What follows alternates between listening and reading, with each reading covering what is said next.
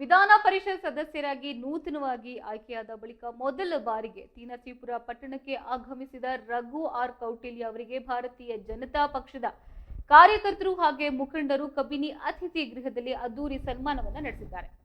ಇನ್ನು ಬಳಿಕ ಸುದ್ದಿಗಾರರೊಂದಿಗೆ ಮಾತನಾಡಿದ ಎಂಎಲ್ಸಿ ರಘು ಕೌಟಿಲ್ಯ ಅವರು ಸಾಮಾಜಿಕ ನ್ಯಾಯವನ್ನ ಕೇವಲ ಭಾಷಣಕ್ಕೆ ಸೀಮಿತಗೊಳಿಸದೆ ಅದನ್ನ ಕಾರ್ಯರೂಪಕ್ಕೆ ತರುವ ನಿಜವಾದ ಬದ್ಧತೆ ಬಿಜೆಪಿಗಷ್ಟೇ ಇದೆ ಎಂದು ಪ್ರತಿಪಾದಿಸಿದ್ದಾರೆ. ಇನ್ನು ಕಾಂಗ್ರೆಸ್ ಸರ್ಕಾರದ ವಿರುದ್ಧ ತೀವ್ರ ವಾಗ್ದಾಳಿಯನ್ನ ನಡೆಸಿದ್ರು.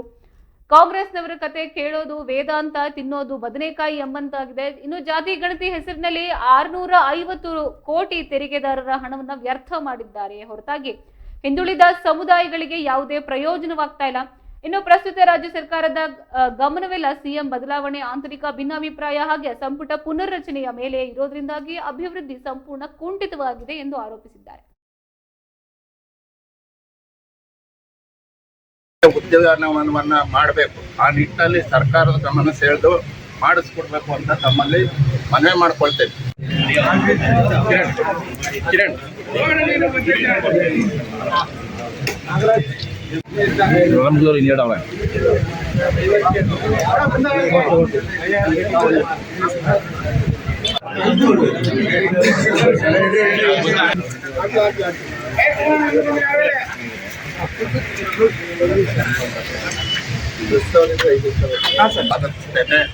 ಈ ಸಂದರ್ಭದಲ್ಲಿ ಅವರಲ್ಲಿ ನಾನು ಮನವಿ ಮಾಡ್ಕೊಳ್ಳೋದೇನೆಂದ್ರೆ, ತೀನಸೀಪುರದಲ್ಲಿ ಈಗಾಗಲೇ ತಾವು ಮಾತನಾಡ್ತಾ ಹೇಳಿದ್ದೀರಾ, ನಾಲ್ವಡಿ ಕೃಷ್ಣರಾಜ ಒಡೆಯರ್ ಅವರು ಸ್ಥಾಪನೆ ಮಾಡಿದ್ದಾರೆ.